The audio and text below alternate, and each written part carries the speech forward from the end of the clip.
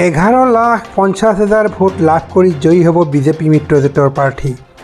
4 দৰং ওদালগুৰি সমষ্টিত মিত্ৰজোঁটৰ প্ৰাৰ্থীয়ে 70% ভোট পাব আৰু 30% কংগ্ৰেছ BPFে ভগাই ল'ব।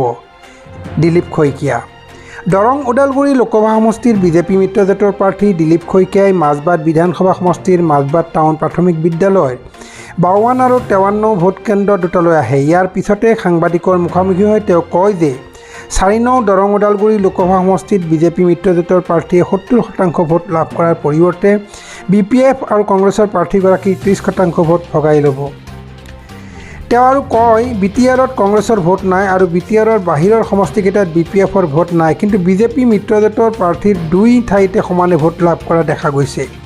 তেওঁ 11,50,000 ভোট লাভ কৰি দৰং ওদালগুৰি সমষ্টিত বৃহৎ ব্যৱধানত জয়ী হ'ব বুলিও প্ৰকাশ কৰে।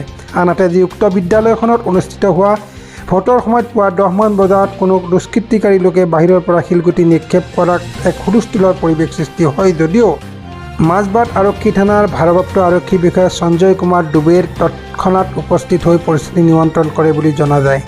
শিলগুটি নিক্ষেপ কৰাৰ ফলত মাজবাট থানা এলেকাৰ মুৰকাটি গাঁৱৰ ৰামপ্ৰসাদ চৌহানৰ কন্যা কমলাৱতী কুমাৰীৰ মূৰত আঘাতপ্ৰাপ্ত হয় বুলি জানিব পৰা গৈছে।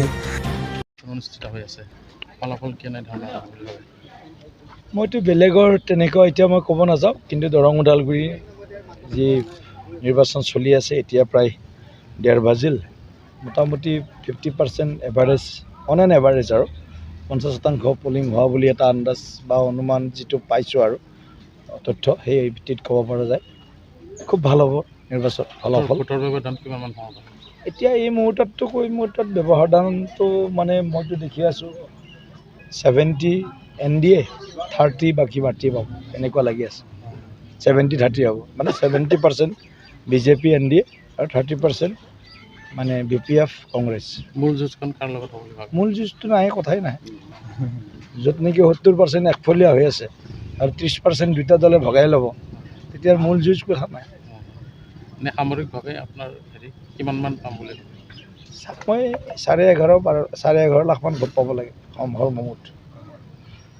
মানে যদি 16.5 লাখমান পলিং হয়, 16.5 লাখমান। দ্বিতীয় পৰ্যায়ত নিৰ্বাচনৰ কেইটা এখন পাব? দ্বিতীয় পৰ্যায়ত এতিয়া আজি ডিফুখন ফাইনেলে হৈ আছে, নগাঁওখন কাটাকি টক্কৰ চলি আছে, শিলচৰ 100% আৰু এইফালে কৰিমগঞ্জো মোটামুটি টক্কৰত আছে। গতিকে ভালেই হ'ব আৰু 5খনৰ ভিতৰত আমি 5খনে আশা কৰিছোঁ। ঠিক আছে, ঠিক আছে। ওদালগুৰিৰ পৰা যতীন নাথৰ ৰিপৰ্ট, অমৃত নিউজ। অমৃত প্ৰবাহ অসমীয়া সাপ্তাহিক কাকতৰ ডিজিটেল সংস্কৰণ অমৃত নিউজ, সত্যৰ সন্ধানত অমৃত নিউজ।